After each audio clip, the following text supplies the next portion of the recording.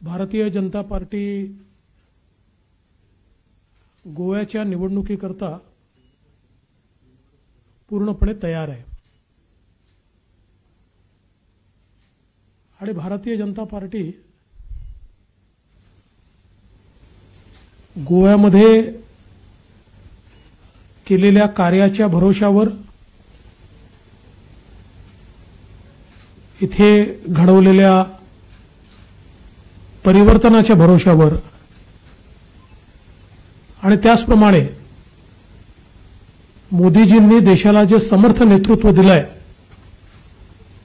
त्या नेतृत्वामुळे गोव्याला देखील जो काही लाभ झाला या सगळ्याच्या आधारावर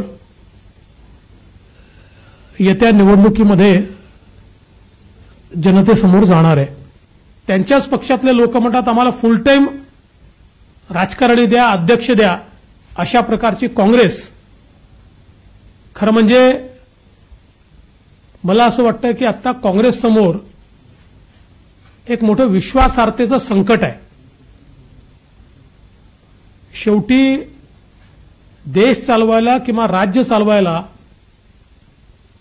जो काही राजकीय पक्ष असतो त्या राजकीय पक्षाजवळ तेवढं सक्षम नेतृत्व लागतं आणि आज ती परिस्थिती काँग्रेसकडे दिसत नाही। अलीकडच्याच काळामध्ये गोव्यामध्ये आप पक्षाने देखील बऱ्यापैकी बॅनर पोस्टर लावले आहेत। ते तसं देशभरामध्ये कुठे निवडणुका झाल्या तरी तेवढे बॅनर पोस्टर ते लावतातच, तेवढी त्यांची क्षमता दिल्लीमुळे आहे बॅनर पोस्टर लावायची। परंतु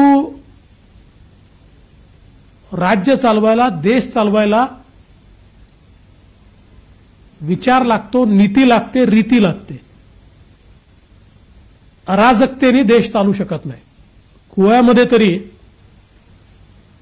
रीतीनीतीनं सर्वांना सोबत घेऊन विकासाची कास धरून राज्य जर कोणी चालवू शकत असेल तर ती भारतीय जनता पार्टी चालवू शकते, हे लोकांना याचा विश्वास वाटतो।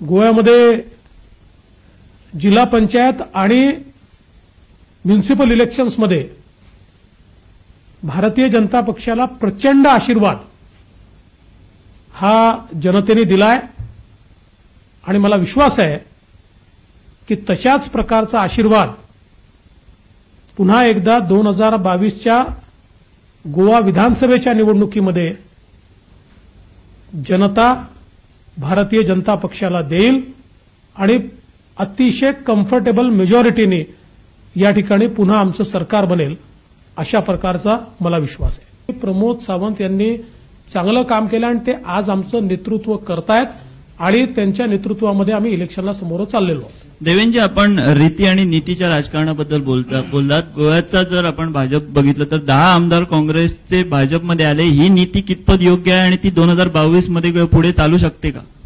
मी पुन्हा एकदा सांगतो की ही जी मंडळी भाजपमध्ये आली ती काँग्रेस सोडून भाजपमध्ये का आली याचं आत्मचिंतन काँग्रेसला करावं लागेल आणि मला असं वाटतं की 2022 मध्ये याची आवश्यकता आम्हाला पडणार नाही।